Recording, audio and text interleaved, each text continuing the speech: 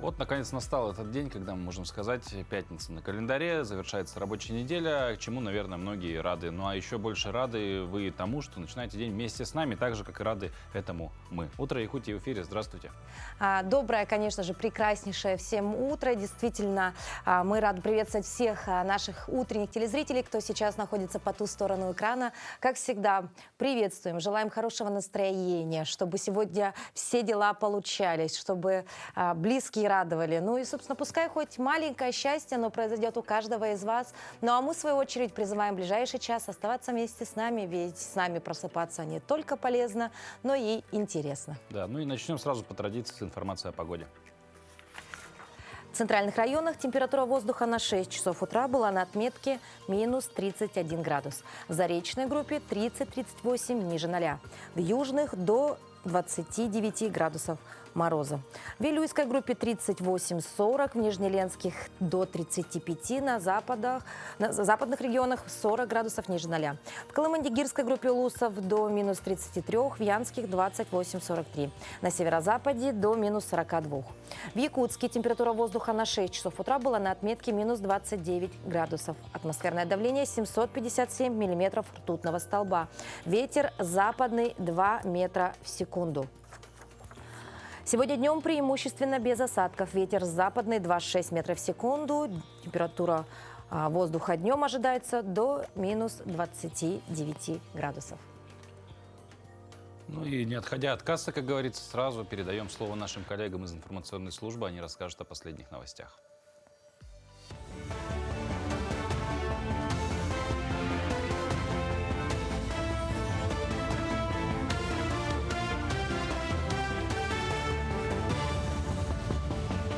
Доброе утро, Якутия. Последние новости к этому часу. Владимир Путин заявил на совещании с членами правительства, что необходимо постоянно совершенствовать систему поддержки семей с детьми. По словам главы государства, все меры в демографической сфере и поддержки семей, которые реализуются в РФ, должны опираться на мнение граждан. Также президент обратил внимание, что на прямую линию поступали предложения продлить работу ясельных групп в детских садах, чтобы родители могли забирать детей домой в более удобное время после завершения рабочего дня. Владимир Путин заявил, что обсудил этот вопрос с Михаилом Мишустиным и вице-премьером Татьяной Голиковой. По итогам недели с 13 по 19 января инфляция в России составила почти 0,5%, а с начала года больше 1,5%. В пересчете на сутки цены растут в 2 раза быстрее, чем в прошлом году. Об этом свидетельствуют данные Росстата.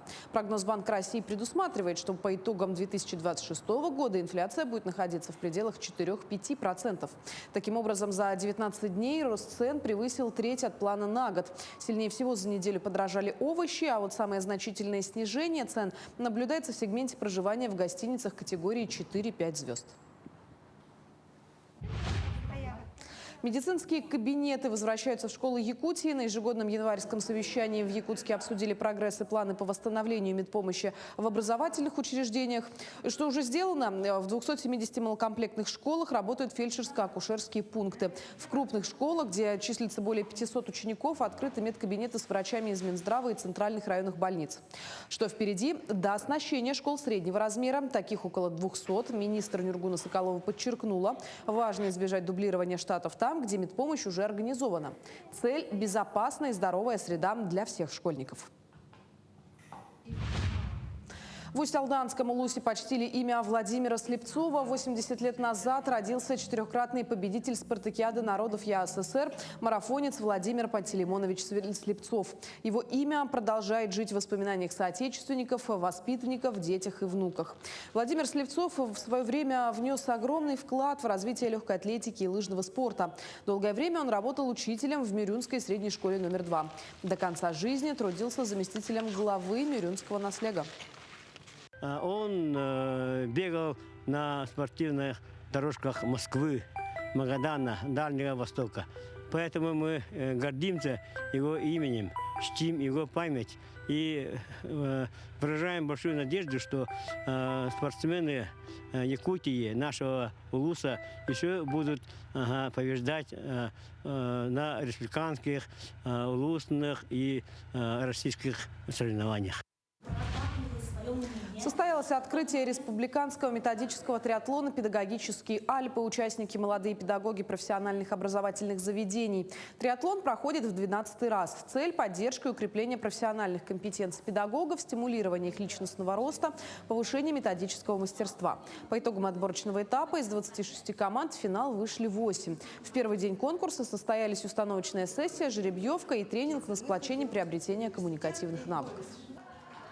Конкурс включает 3 задания. Это проведение урока, внеклассного кураторского часа и проектная мастерская, где они будут разрабатывать свои проекты по развитию системы профессионального образования в регионе. Главная фишка данного конкурса – победитель конкурса проводит в следующий раз у себя на базе своего колледжа. Якутский мультфильм о семейных ценностях в Горном Улусе создали анимационный фильм с помощью искусственного интеллекта. Инициатива принадлежит руководителю отдела ЗАГС Горного Улуса Аэлите Андреевой и Саргалане Петровой, освоившей технологии искусственного интеллекта. Фильм посвящен сохранению семейных традиций. Мультфильм «Быстыбат Сетим. Неразрывная связь» рассказывает о самых важных вещах – семье, традициях, якутских обрядах. И сделано это современно и ярко, чтобы заинтересовать молодежь. Якутский мультфильм «Быстыбат Сетим» создан с целью показать семейные традиции, связь ребенка с его родом, предками и историей семьи. Мы планируем показать его школьникам, провести классные часы, чтобы они чтили и не забывали традиции своих предков. Спасибо нашим коллегам. И еще раз доброе утро всем, кто только проснулся и включил нашу передачу. По утрам многие из нас просыпаются с чувством недосыпа и усталости. Но что если причина утренней разбитости не только в нехватке сна? Оказывается, чувство тяжести в голове, ноющая боль в висках или напряжение в шее могут по утрам быть звеньями одной цепи. И источник иногда стоит искать, не поверите, в собственной улыбке, а точнее в челюсти. Некоторые щелчки при зевании, незаметный для нас ночной скрежет зубами – все это сигналы, которые прямо влияют на то, как мы чувствуем себя в начале дня. И разобраться в этом нам поможет врач-ортопед-гнатолог клиники функциональной стоматологии и эстетики Мичер Никита Заусаев. Доброе утро, Никита. Доброе утро. Вот мы перечислили такие достаточно популярные симптомы, которые испытывают многие у нас во время сна и по утрам. Да? И вот здесь нужно обратиться, оказывается, к специалисту, гнатологу. Кем вы являетесь? Да? В чем отличие гнатолога от стоматолога, от ортодонта? Ну, основных отличий как таковых у нас нет. В любом случае мы все заканчиваем медицинский вуз по направлению стоматология. Но некоторый нюанс – это более углубленное изучение как работы и биомеханики зубочелюстной системы в целом, как работает челюсть, как работают мышцы, как работает сустав. То есть это довольно-таки сложная, обширная тема, потому что в целом все мышцы в организме, они взаимосвязаны. То есть даже бывают проблемы с какими-то шейными отделами позвоночника, с грудными отделами позвоночника, могут вести из-за неправильной функции самой полости рта. То есть бывают и такие случаи, да, когда головная боль, оказывается, надо идти к гнатологу, а не к терапевту или неврологу, да? Да, потому что у меня большой спектр таких пациентов, то есть они много времени бывали у, грубо говоря, невролога, лечились, ходили, то есть потом перенаправлялись ко мне, то есть мы им помогали, реабилитировали, и я работаю также в совокупности и с неврологами, и с мануальными терапевтами. Но все это на самом деле, как бы, если мы говорим про вот эту часть, да, если правильно, да, прочитаю даже, потому что научно, височно-нижний челюстной сустав вот здесь находится. А что такое дисфункция непосредственно этого сустава, если простыми словами? Дисфункция – это нарушение функции, то есть правильно заложенные организмом функции именно всей этой области, то есть зубов, мышц, сустава и нервной системы. То есть у нас дисфункция возникает из-за отсутствия зубов, нарушения мышечного баланса какого-то именно в области головы, шеи, и также нарушения в центральной нервной системе. Ну и само органические нарушения самой структуры сустава. Ну это довольно-таки редко встречается, но многим ставят, конечно, изначально сперва артрит, артроз, то есть, а это немножко другие проблемы, именно не связанные с дисфункцией, то есть это бывает еще общего характера во всем организме. Ну а правда ли, что вот опять же, возвращаясь к головным болям, к мигреням, да, боли в шее, да, и даже звон в ушах, это могут быть уже именно первыми звоночками, чтобы обратиться именно к такому специалисту, как гнатолог?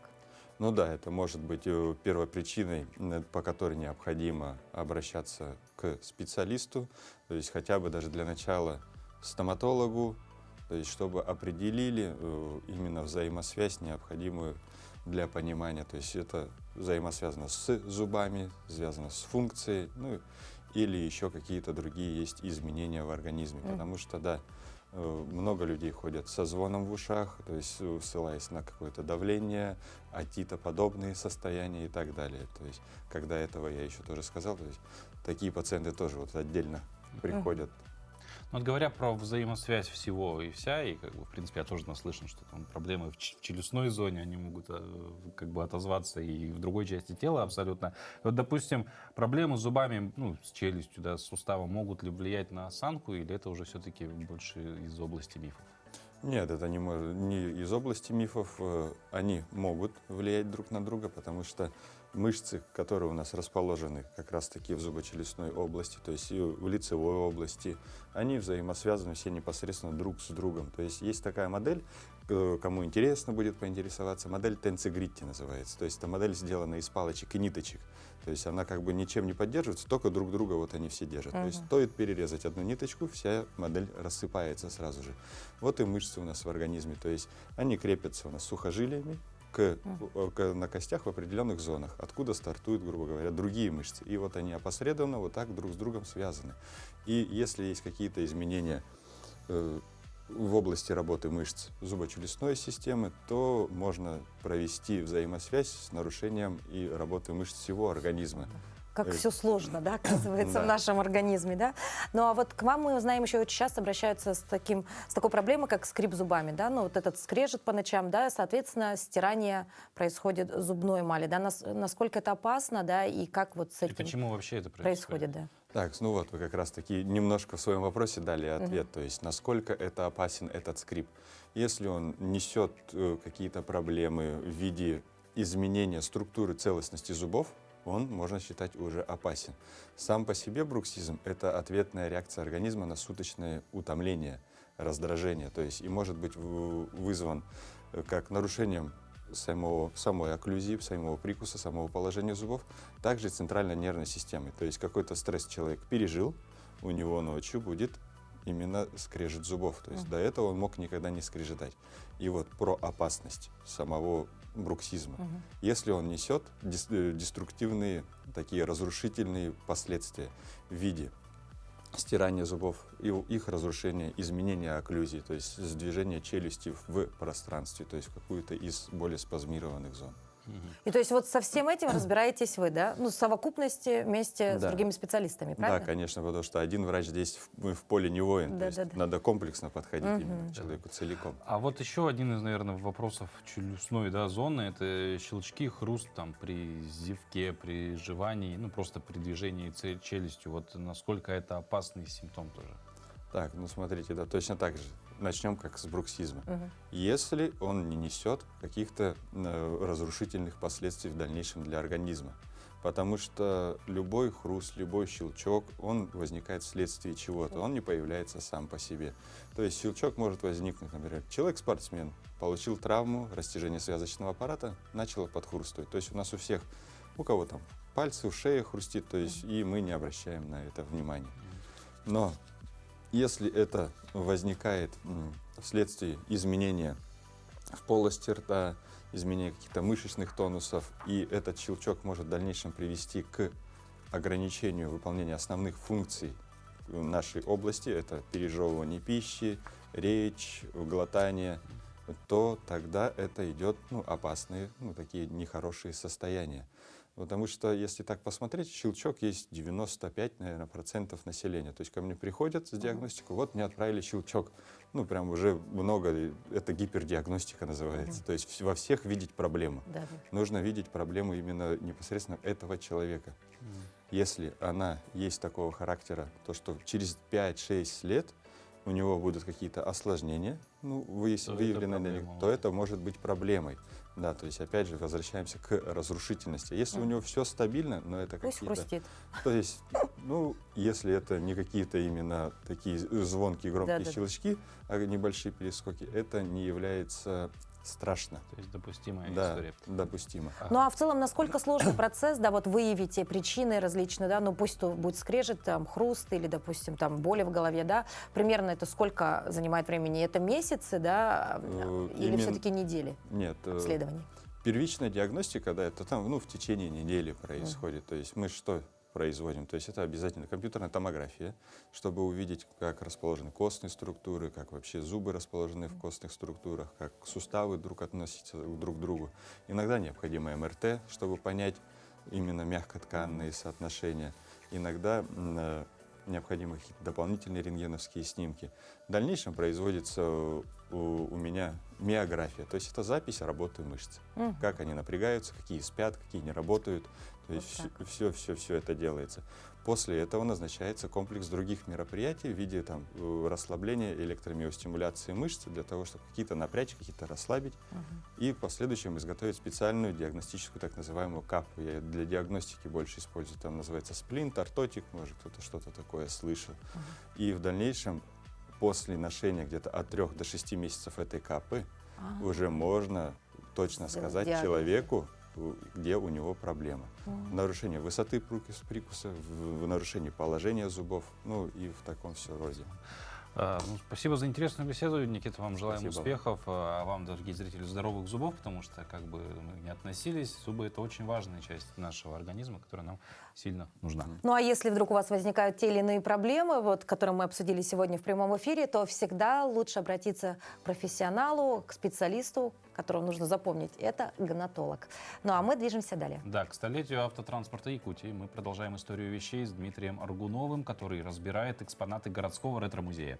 Музей изначально задумывался как музей автотранспорта Якутии. На площади 3000 квадратных метров выставлены около 80 экспонатов, большая половина из которых в рабочем состоянии. Горьковский автозавод, можно сказать, специализировался в легковом сегменте на служебном автотранспорте. Сегодня мы рассмотрим тяжелый люкс конца советской эпохи, роскошный седан ГАЗ-14 «Чайка». Многие горожане видели на улицах «Чайку» периода 60-х, 70-х, ГАЗ-13. Многие использовали его как свадебный лимузин. До моды на «Лексусы» был такой вот тренд. Четырехфарная «Чайка» такого же вишневого цвета с номером кузова с 5 нолями и 1 единицей в 1976 году, в канун 60-летия Октябрьской революции, была подарена самому Леониду Ильичу Брежневу. В Якутии 14-я «Чайка» возила председателя Совета министров республики, партийные руководители, что странно, не использовали ее. Внушительных габаритов эдакий кусок Америки под капотом нес двигатель 5,5 литров на 220 лошадиных сил. Максимальная скорость достигала 175 км в час. К слову, это самый длинноширокий, самый тяжелый и одновременно самый мощный легковой автомобиль Горьковского автозавода. Впервые на практике ГАЗа были применены бесшкварневая передняя подвеска, двухкарбюраторная система питания в серии, экранированное контактно-транзисторное зажигание, вентилированные дисковые тормоза передних колес, инерционные ремни безопасности, галогенные фары со струйной очисткой, скрытые под капот стеклоочистители. Седан большого класса полагался в качестве служебного транспорта союзным министрам, первым секретарям обкомов партии, руководителям крупных стратегических предприятий, командующих войсками военных округов, видным ученым. В интерьере автомобиля царил реальный люкс по тем временам. Радиотелефон, вставки из дерева, стеклоподъемники. Характерный элемент – откидные сиденья среднего ряда, так называемые стропантены, обычно для сотрудников охраны. 14-я «Чайка» выпускалась в порядке ручной сборки в нескольких модификациях. От открытого фаэтона для протокольных мероприятий до универсала с повышенным потолком для правительственной неотложки. К сожалению, перестройка и борьба с привилегиями поставила крест на линейке представительского класса Горьковского автозавода. Хлеб теперь. Очень интересный сюжет, да, потому что все-таки наши коллеги трудятся, и, знаешь, для того, чтобы мы развивались в разных, так сказать, сферах деятельности человека. И вот, например, знать историю автомобиля даже мне, девушке, почему-то интересно. Интересно, да? Да. Хорошо. Вот на «Чайке», может быть, когда-нибудь покатаешь. На самом деле нет, машины старые, ретро очень классные. Ну а мы двигаемся еще к одной классной вещи, которая в каждом из жизни присутствует, у каждого человека. Это, ну, наверное, вы может много вариантов придумать, но мы скажем, что это хлеб. Хлеб — это не просто основа для закусок, а целый мир вкусов, текстур и традиций, где каждый сорт рассказывает свою историю. На прошлой неделе мы начали разговор о том, каким должен быть идеальный хлеб. Сегодня продолжаем наше хлебное путешествие и разберем разные виды.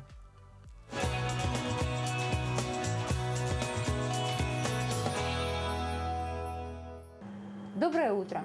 Сегодня в нашей рубрике «Блюдо дня» мы поговорим о самом главном продукте – хлебе, который всегда присутствует в вашем завтраке. Когда говорят «хлеб», почему-то все априори думают о белой булке хлеба, новоиспеченной, хрустящей. А хлеб ведь бывает разным. Сегодня я вам покажу, какие виды хлеба могут быть. Этот хлеб – очередной топ в моей семье и у моих близких. Это тыквенный хлеб. Я готовлю его опять-таки на закваске, однозначно. Плюс я приобретаю тыкву в сезон, пюрирую ее. На основе этого пюре тыквенного готовится тесто хлебное. Внутри семечки, опять-таки семечки, это опять жесткая очистка вашего кишечника. Очень вкусный, ароматный и мякиш ярко-оранжевого цвета. И прошу запомнить, во всех хлебах долгой ферментации, которые готовятся на закваске. Хлеб на закваске готовится минимум 2 дня, не считая, сколько дней мы разгоняем закваску, да, увеличиваем количество закваски. Здесь жесткое сцепление двух белков при долгой ферментации разрушается. То есть белок становится усвояемым. Он не откладывается у вас в кишечнике и не будут гнилостные процессы. Хлеб на закваске убирает, вздутие живота. Тоже один из хороших, да, плюсов. Также, используя муку отличного качества, вы свой организм насыщаете минералами и витаминами. Хлеб на закваске – это только польза и обязательно длительная ферментация. Минимум 4 часа. Мой же хлеб готовится 2 дня. Итак, и этот вот хлеб топ мой последние 6 месяцев. Этому хлебу я обучилась у судьи мировых чемпионатов. Чан Пин Чо, кореец, который судит мировые чемпионаты по хлебопечению. Очень вкусный хлеб в составе первый сорт пшеничной муки, цельнозерновая пшеничная и ржаная мука. Ну и, конечно, секретная технология. Хлеб очень вкусный, внутри пористый. Когда я его разрезаю, почему-то все говорят, это чиабатта. Нет, это не чиабатта. Это хлеб, называется рустик, деревенский. Очень вкусный. Тоже на закваске. Множество полезных свойств за счет цельнозерновой муки, ржаной и пшеничной. И самое главное, он очень вкусный. И так, как я говорила, самое главное в хлебе – это длительная ферментация. Это могут быть даже дрожжи. Когда вам говорят, что хлеб бездрожжевой, не верьте. Даже в хлебе на закваске присутствуют дрожжи, но они дикие. И чем хорош, закваска дает еще молочно-кислые бактерии, которые улучшают микрофлору вашего кишечника. Но хлеб на дрожжах тоже будет неплохим в случае, если он проходит ферментацию длительную. Надо минимально использовать количество дрожжей, и опять-таки тесто должно растаиваться, ферментироваться правильно в холодильнике, через холодильник. То есть 2 дня для хлеба. Тогда даже хлеб на дрожжах будет отличного качества. Несомненно, хлеб дает нам энергию, силы, это проверено веками. Но чтобы эта энергия работала на благо тела и духа, ее важно правильно разбудить и направить в правильное русло. Да, поэтому сразу после гастрономического путешествия предлагаем перейти к движению. Наша утренняя зарядка поможет разогреть мышцы, запустить метаболизм и сделать так, чтобы каждый съеденный кусочек пошел на пользу, а не в запас.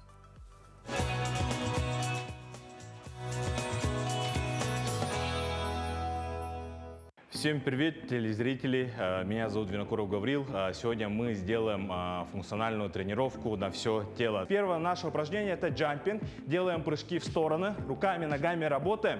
У кого большой вес, болят суставы, делаем это шагово. Понятно, да? Давайте 20 повторений. Поехали. 1, 2. На верхней точке обязательно выдыхаем. Выдох. Выдох. Если мы не дышим, то идет кислородное голодание, головокружение. поднимается давление. Это у нас не должно быть обязательно. Дышим правильно. Выдох, выдох, выдох, выдох. Если устали, не останавливаемся, подключаем шаговые движения. Давайте еще 5 раз. Раз, два, 3, 4, 5. Супер. Так, шагаем на месте. Пятками не касаемся. Мы тренируемся всего 5 минут, да? Из-за этого побольше движений. Наша цель – это поднять пульс. Тогда у нас запускается жиросжигание. Далее, наше второе упражнение. Мы руки поднимаем вверх и поочередно коленями касаемся. Лево, право, лево, право. Всего делаем 20 повторений. Приготовились? 3, 2, 1. Начали. Раз, два, 3, 4. Когда колени поднимаем, мы напрягаем пресс. Пресс. Напрягаем хорошенько. Когда касаемся, выдох. Выдох, выдох, выдох. Все максимально грамотно делаем.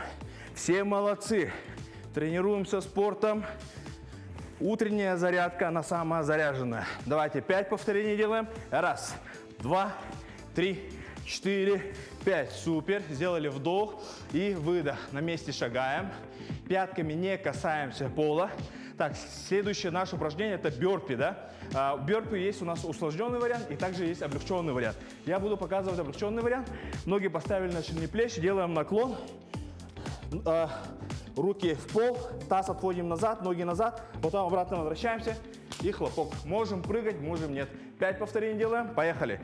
Наклоняемся, ноги назад, колени к себе и прыжок. Раз, ноги назад, колени к себе. В этом упражнении у нас подключаются все мышцы, руки, ноги, спина, пресс. И последнее давайте, колени назад, к себе и выдох. Супер. Все вместе сделали вдох и выдох. Не останавливаемся, ногами, руками работаем. Успокаиваемся. Вот. И у нас сейчас будет последнее наше упражнение. Это у нас глубокие приседания. Что мы делаем? Ноги поставили на ширине плеч, носки на 45 градусов, колени в сторону. Да?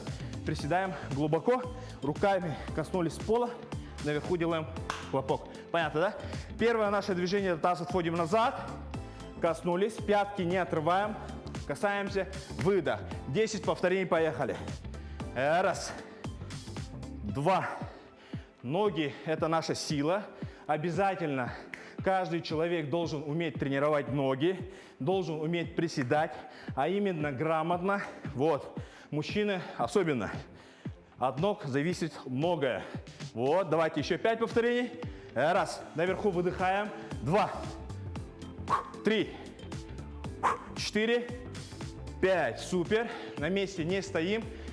Шагаем на месте, пятками не касаемся. Давайте все вместе сделали вдох, выдох. Еще раз. Вдох и выдох. И последний вдох и выдох. Давайте все вместе выпрямляем руку, правую руку. Ладони прямо смотрят и держим 3 секунды. Раз, два, 3. Поменяли. Раз, два, 3. Плечи. Раз, два, 3. В другую сторону. Удерживаем. Раз, два, 3. Ноги поставили шире плеч. Делаем наклон и удерживаем 5 секунд. Раз, два, 3, 4, 5.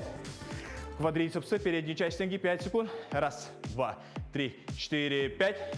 Другая нога. Раз, два, 3, 4, 5. Молодцы. Все вместе потянулись вверх, вдох и выдох.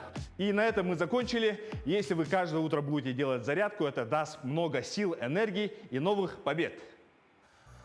Вот как часто бывает, делаешь зарядку, стараешься вести здоровый образ жизни, но некоторые вещи, лишние килограммы, хроническая усталость или первые признаки старения не поддаются только силе воли. И тогда на помощь приходит современная медицина, которая сегодня умеет не просто лечить, а комплексно заботиться о вашем самочувствии и внешности. О том, как это работает в одном месте, мы сегодня и поговорим. В нашей студии врачи клиники медицины и косметологии Reviline. Это Ирина Рафаилова, врач-аллерголог, иммунолог, косметолог, а также Марина Ломоносова, врач-невролог, специалист УЗИ-диагностики, нутрициолог. Доброе утро. Доброе утро. Давайте для начала поговорим вообще о клинике в целом, да, Reviline. Как давно появилась и какие услуги сегодня можно получить у вас? Вообще клиника Reviline, она изначально, это был изначально небольшой проект, как студия коррекции фигуры Slim Body. Всего на 2 кабинета. И далее нам пришло осознание, что качественная эстетика невозможна без медицины. И тогда вот мы получили медицинскую лицензию и, конечно, значительно расширили спектр услуг. И теперь это полноценная медицинская клиника, где принимают специалисты узкопрофильные, такие как кардиолог, эндокринолог, нутрициолог. Есть также лабораторная диагностика, аллергодиагностика, УЗИ органов брюшной полости, УЗИ молочных желез, органов малого таза, плода. В общем, да, большой спектр. Да. Спектр ультразвуковой диагностики, да. Ну, а вообще, все-таки давайте разговаривать на разные темы, да? Вы все-таки больше по косметологии, правильно? Ну да, и аллергология. И аллергология. А вы больше уже по УЗИ, да? Вот давайте немножечко начнем, наверное, про косметологию, да? Вообще, в чем польза косметологии? Как бы это, допустим, очень примитивно не звучало, да? Косметология – это в первую очередь здоровье кожи, а потом уже не только красота. Польза косметологии – это профилактика, лечение, поддержка качества кожи. Мы помогаем предотвратить преждевременное старение, помогаем с проблемами с акне, с гиперпигментацией, с гиперчувствительностью кожи, улучшаем общее состояние качества кожи. Когда у человека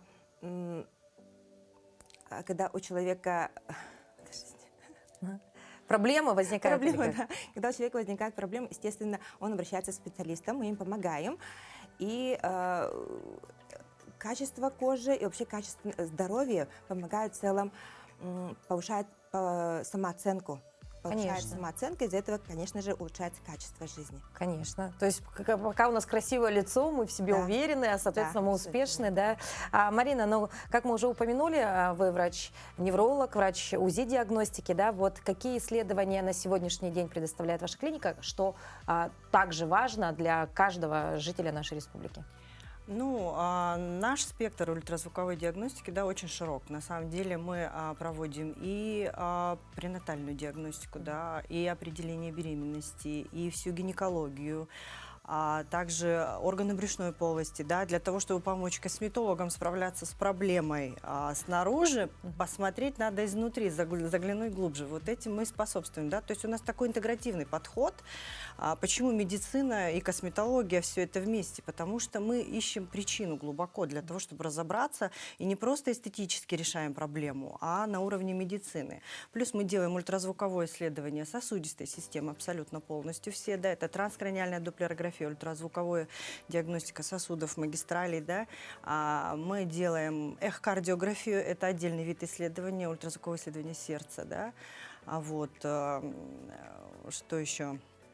Все поверхностные как бы исследования, да, то есть та же кожа, и плюс ко всему еще и молочные железы, тоже как бы эндокринология, щитовидная железа.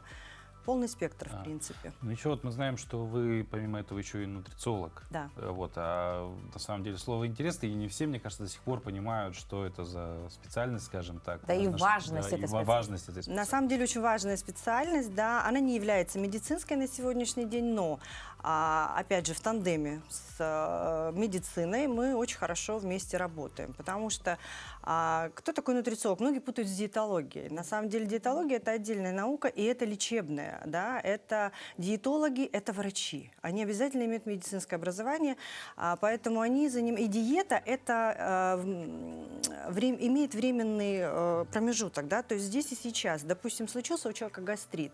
Гастроэнтеролог назначает определенную, ну, как бы диету, да, то есть либо отправляет диетологу, либо сам с этим справляется.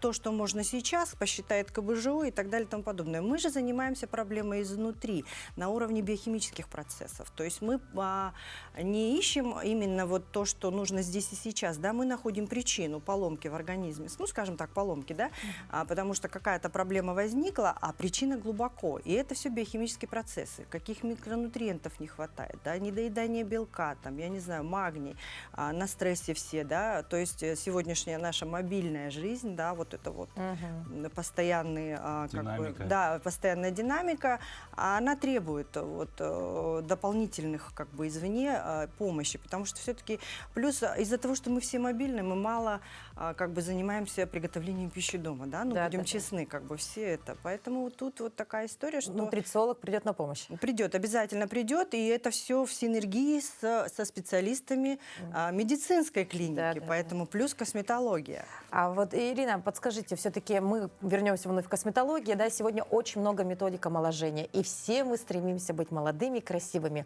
Вот вкратце на сегодняшний день какие самые популярные методики, да, собственно, ну и какие уже стали популярны и любимые жителями И при нашей этом республики? эффективные. Да. Ну, в первую очередь, это, конечно же, инъекционная косметология, биоревитализация, то есть это качество кожи. Это ботулинотерапия обязательно. И, во-вторых, это аппаратная косметология. Это высокоинтенсивный сфокусированный ультразвук, то есть масс-лифтинг. И это радиочастотные волны, микроигольчатый РФ-лифтинг. На сегодняшний день это вот самые такие... самые рабочие. То есть сегодня, чтобы подтянуть лицо, не обязательно прибегать к операциям, да? Да. Можно посредством ультразвука все подтянуть и вернуть, а качество кожи тоже можно улучшить. Да, биоревитализация. То есть если это раньше были жесткие скрабы, да, и так Да, далее, пилинги сегодня, были химические, да. сегодня все Сейчас на уже- уровне токов, да, и микроиголочек и так далее. Ну вот заметили, наверное, что почти всю беседу, когда мы говорим про косметологию, я молчу, но у меня есть вопрос, а ходят ли мужчины к косметологу? Да, безусловно, мужчины тоже ходят. Это уже нормальная практика. Так что, ну, на самом деле, потому что следить за собой, а почему бы и нет? Да. Кто сказал, что мы, мужчины, не можем следить за собой в рамках разумного? То есть в целом, подведя итог, если мы придем в клинику Ревилайн, можно получить консультацию, избавиться от каких-то серьезных проблем со здоровьем, так как есть специалисты по медицинской линии, да, привести себя в порядок с помощью косметологов, ну и, собственно, заботиться о своем питании с помощью нутрициологов, да, и... Одним словом, стать красивее и здоровее одновременно. Да. Марина, Ирина, спасибо большое за то, что посетили наш эфир. Мы желаем вашей профессии процветания, ну и, конечно, хороших, благодарных пациентов. Спасибо. Ну а мы далее передаем слово нашим коллегам из информационной службы, они расскажут о последних новостях.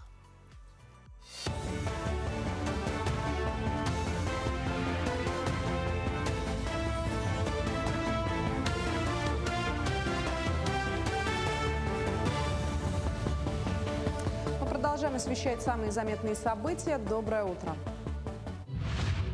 50 новых автобусов марки «Волга-Бас» поступили в Якутск для обновления городского автопарка. Техника большого класса рассчитана на высокий пассажиропоток и уже в ближайшее время выйдет на маршруты.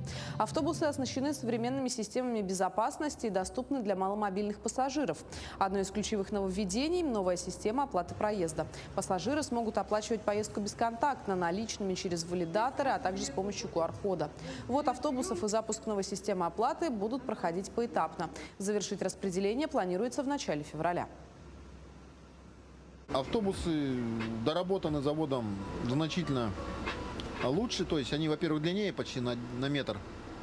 Во-вторых, подвеска уже более четко синхронизирована, она полностью пневматическая. Хорошая синхронизация коробки и двигателя, то есть машина работает без рывков, плавность движения осуществляется, то есть удобство для пассажиров, это, во-первых, комфортная езда. Стоят дополнительные отопители, стоит котел-отопитель для общей системы подогрева двигателя и салона в том числе. Участники специальной военной операции проходят медицинскую реабилитацию как в республике, так и за ее пределами. Комплексную работу с бойцами в Якутске ведет Республиканский центр реабилитации. Там участники боевых действий проходят лечение на консультациях с психологом и логопедом и на занятиях эрготерапии и физкультуры. Также Социальный фонд России направляет ветеранов на бесплатное санаторно-курортное лечение и реабилитацию в 12 центрах фонда, находящихся в крупных городах страны. С 2026 года для проезда на санаторно-курортное лечение и медицинскую реабилитацию ветераны могут также получить бесплатные проездные талоны.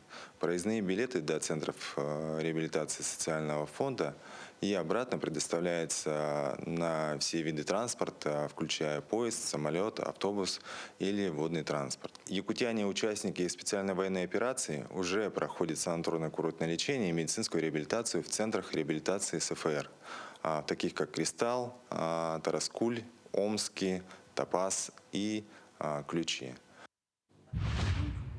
В системе образования Вилюйского района наступивший год объявлен годом чтения. Для привлечения внимания школьников к чтению планируются разнообразные мероприятия, которые помогут создать атмосферу интереса и вовлеченности, что будет способствовать регулярному чтению и изучению новых знаний. Это книжные выставки, литературные квест-игры, конкурс чтецов, встречи с писателями и многое другое. Уже сегодня в Вилюйской начальной школе номер 1 прошло торжественное открытие года, на котором открыли клуб чтецов. Это событие станет отличной площадкой для любителей литературы, где они смогут делиться впечатлениями о прочитанных книгах, участвовать в дискуссиях и повышать свою культуру чтения. «Волшебник изумрудного города». Сама сказка очень интересная, и я хочу, чтобы мои ровесники вообще читали книги. Эта книга дает храбрость, счастье и очень интересная книга. Всех детей призываю к чтению. Чтение – это знание. Проведен конкурс чтецов стихотворений на тему «Зима в произведениях русских поэтов». Всего приняло участие 65 учащихся нашей школы. Также мы открываем сегодня клуб чтецов, целью которого является повышение мотивации учащихся к чтению. 19 команд по футзалу встретились в Якутске на соревнованиях «Кожаный мяч. Школьная лига». Это региональный этап всероссийских состязаний. Участие в нем принимают свыше 170 юных спортсменов. Матчи проходят в нескольких возрастных категориях, в самую младшую из которых входят ребята 2014-2015 годов рождения. Победители сформируют сборную республики и представят Якутию на межрегиональном этапе соревнований в Южно-Сахалинске. Как отмечает главный судья соревнований, у ребят есть все шансы выступить достойно на высоком уровне. Финальные матчи регионального этапа пройдут уже в эту субботу, 24 января. Мы начали вчера, то есть 21 января. Сейчас принимают участие 19 команд на данных турнирах. Турнир является всероссийским. Это проект Российского футбольного союза. Но мы надеемся, что наши победители регионального этапа достойно представят нашу республику на Дальнем Востоке. И будем надеяться, что выйдут на финальный этап. Так, таковых фаворитов нет. Все команды равные, уровень высокий. На этом все. Эфир телеканала продолжит программа «Утро Якутии». Оставайтесь с нами.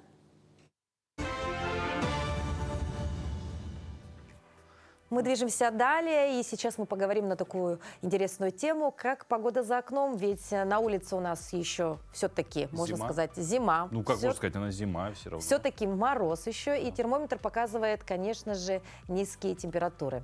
Вопрос, как пережить зиму, становится особенно актуальным. Да, ну и ответ простой, нужно одеваться как бы и тепло, и со вкусом. Но как каждый из нас понимает это вот словосочетание, эти два слова рядом стоящие, давайте узнаем в нашем сюжете. Суровый климат Якутии всегда диктовал свои правила в стиле. Якутский национальный наряд – это красота, рожденная необходимостью выживания, где каждый шов и узор имели значение.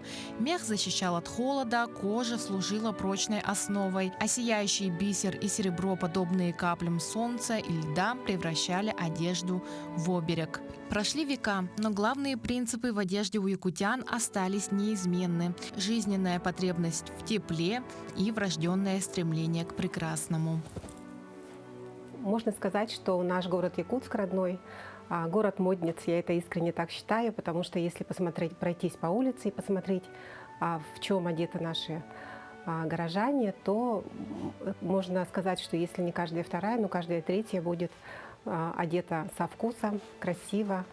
Когда столбик термометра опускается далеко за минус 30, вопрос, что надеть, становится не только вопросом стиля, а вопросом выживания. И все же даже в этой суровой реальности жители находят способ для самовыражения. Достаточно просто выйти на улицу, чтобы увидеть поразительное разнообразие зимних образов. Лук собственного производства, не производства, а собственной задумки Деханадахев, но отсылается на, как говорят, на северные мотивы, но не совсем. Очень стильно вы сегодня. А что для вас самое главное в образе? Чтобы было стильно или тепло? Чтобы было радостно людям. Для кого-то стиль – это способ создать себе настроение, и они даже заказывают шубы по индивидуальным эскизам и черпают вдохновение в традициях. Для других, как для жительницы Якутска Туяры, стиль становится второй профессией. По основной работе она врач, а в свободное время работает стилистом. И ее зимний выбор не случайность, а продуманная эстетика, где натуральный мех играет ключевую роль. Мода всегда была в моей жизни. Наверное, это все-таки передалось от моей мамы, которая тоже очень красиво одевалась. Она, смотря на нее, мне всегда хотелось. Я даже в детстве, помню, носила ее одежду, как бы сама была маленькая, и вот туфли все время все это хотела носить, платья ее мне очень нравились. В любую погоду можно одеваться красиво и стильно.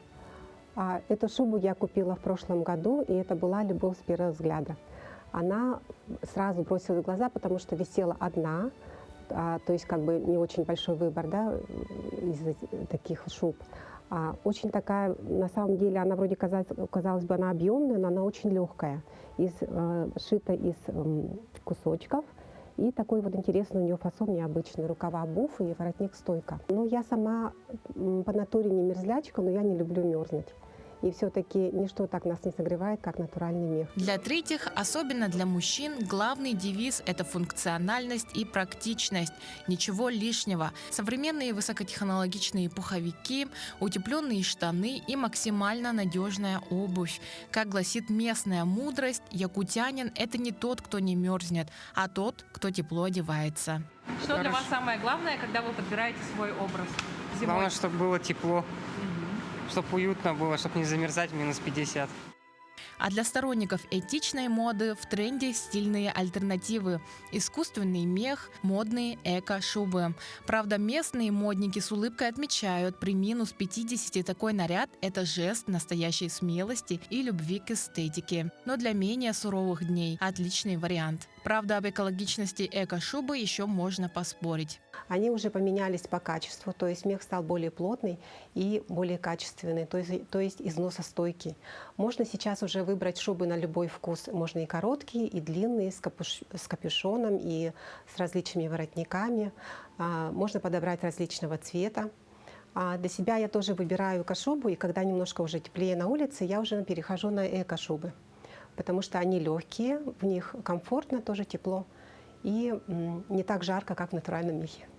Такое многообразие подходов и создает неповторимую стилистическую палитру самого холодного региона. Объединяет всех лишь одно железное правило – красота красотой, а одеваться нужно теплее.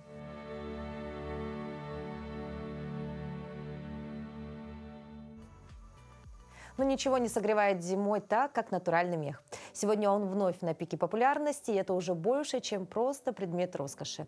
Это знак осознанного выбора, в котором ценится, конечно же, долговечность, уникальная история вещи и безупречное качество, проверенное временем. Ведь правильная шуба – это инвестиция в комфорт и стиль на долгие-долгие годы. Сегодня у нас в гостях основательница торгового дома СРБК Нургустана Лукина, успешный предприниматель, блогер, духовный наставник и спикер. Вместе с ней поговорим о моде на натуральный мех и правилах выбора шубы. Доброе утро, Нургустан. Здравствуйте. Ну, сразу вопрос, да, мы сказали, что мех снова популярен, натуральный. И почему возвращается мода? Ну, наверное, от того, что, как бы сказать, мы уже наблюдаем, люди устали от минимализма, устали от какой-то такой синтетики, устали от этого оверсайза, от вот этого, когда юнисекс, то ли мужчина, то ли женщина. То есть у людей появилась все-таки внутренняя потребность, чтобы девушки были красивые, чтобы они были вдохновляющие. Знаете, вот в торговом доме СРБК мы видим такую маленькую особенность. Знаете, сейчас кто покупает шубы? Не женщины. Мужчины уговаривают своих женщин, чтобы они приобрели шубу. Мы были в шоке, потому что мы прямо специально хотели узнать.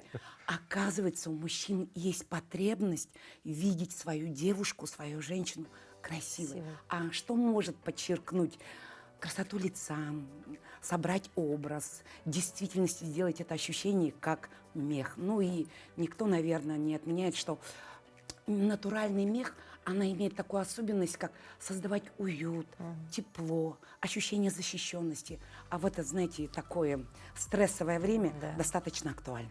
Да, и тем более в наших суровых условиях, да, как мы Это уже говорили, да, необходимость. шуба должна быть уже просто необходимостью некой, Ну, да? это точно. Вот сейчас потребность, не знаю, что вот пошло, чтобы женщины были красивые, а мех это вот прямо идеальная вещь, которая может подчеркнуть. Да, ну и уже не будем говорить о том, что все-таки, когда девушка в шубе, это статус, это ощущение роскоши, это как бы определенный вайб, который, как сказать, определенные отношения. Как говорят, встречают по одежке. Провожают по уму. Да. Ну, то есть, если вы хотите быть успешными, богатыми, то это замечательно. Ну, необходимо все-таки поговорить еще и на тему того, что все-таки на рынок пришли так и очень активно, так сказать, устроились эко-меха. Без них никуда сейчас, естественно, и мы видим на улицах даже нашего города, да, очень много молодежи ходит в эко-мех, да, но какие же все-таки преимущества натурального меха перед эко-мехом? Ну, я скажу, там коротко, я просто коротко отвечу. Эко-мех, мы понимаем, что это как бы искусственный такой есть момент, и это подделка натурального меха. Это уже понятно. Она, конечно, не имеет такой теплостойкость, она не имеет такого шика, такой энергии, такого вайба, который создает натуральный мех.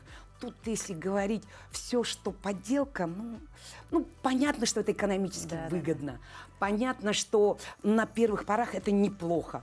Но все-таки все равно придут к натуральности, потому что сейчас весь мир, там, где даже жарко, уже облачаются все звезды Голливуда в меха и все... То есть им даже все равно, насколько у них тепло. Никто не одевает эко-меха, одевает натуральные меха. Ну, говоря про то, что уже весь мир, соответственно, и производство очень много меховых изделий. А в вашем торговом доме представлены ассортименты греческого производства. Почему именно греческого? Да, у нас европейская, Греция, Италия. Мы это принципиально уже придерживаемся 30 лет. Ну, это, наверное, в силу... Я сама перфекционистка, у меня синдром отличницы. Знаете, я не могу продавать, что попало, тем более, как говорят, у нас город Якутск такой, что... Куда не посмотришь, везде близкие, родные, знакомые, родственники. Это, даже по этому поводу, да, по поводу этого анекдоты даже ходят. Своим близким, родным, к которым очень хорошо относишься, ну, не хочется продавать те вещи, которых ты не уверена ни в качестве, не уверен в том, что насколько они будут теплые. Вот в греческих, итальянских шубах, в тех фирмах, которые мы привозим, мы в действительности можем голову на отсечение дать, что наши девушки, женщины, которые будут покупать, будут носить долго, им будет тепло, им будет великолепно в этих мехах, и я могу спать спокойно. То есть совесть моя будет спокойна. То есть тут, грубо говоря, вопрос не про какую-то уникальную прям качественность именно в этой стране, а вот просто вы вот знаете эту историю. Но по идее они считаются с 16 века лучшими в мире. То есть все равно все-таки у них традиционное какое-то. Это лучшие скорняжники в мире, и потому это как бы традиционно заложено. И так получилось, не знаю почему, казалось бы, в Греции и лучшие скорняжники. Ну, вот так случилось. Нургусана, вот вы говорите, что вы в этой сфере уже более 30 лет, да? А помните ли вы свою первую шубу, вот, которая осталась у вас в памяти, и вот вы прям восхитились ей, и вот те первые эмоции, когда вот о чем вы уже говорили, о том, что вот вы почувствовали себя роскошной, красивой, шикарной. Хотя я продавала шубы, но я долгое время сама себе не могла позволить. Ну, была такая ситуация, что нужно было то, сё. Не буду попадаться в подробности, но когда я наконец-то позволила себе первую шубу, вот знаете, я не знаю, что в этой шубе заложено. Я не понимаю до сих пор. Я математик по образованию, и я не могу это объяснить. Но я заметила, что я стала более успешнее, стала более, ну не знаю, у меня денег стало больше, простите.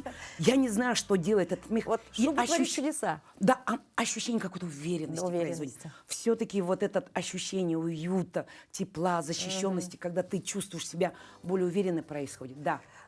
Это есть. Есть такое, да? Ну вот какие меха тогда бы вы сегодня посоветовали все-таки жителям и гостям нашей столицы, потому что выбор-то сегодня большой. Ну, я бы, конечно, нашим якутянам, нашим любимым, дорогим девушкам и женщинам рекомендовала бы. Вот в торговом доме Сербяке мы продаем именно за 30 лет, мы уже знаем, что нам нужно. Вот все меха, от норок, лис, енотов.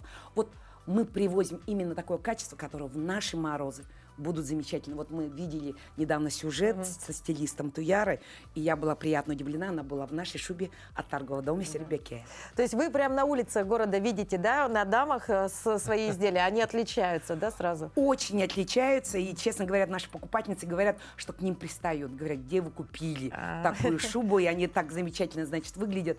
И, знаете, у меня есть такой анекдот, я еду в такси и говорю, моя шуба, и таксист у меня спрашивает, вы что, свои вещи раздаете? Ну, хорошо, и все-таки давайте поговорим про цены, да, вот почему сегодня именно в вашем торговом доме цены самые оптимальные, да, и с чем это связано? Ну, честно сказать, у нас в России правда.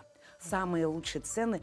Но если говорить правду, очень многие наши покупательницы, которые ездили в Грецию, в Италию, они спрашивали, как вам удается продавать даже дешевле, чем у производителей.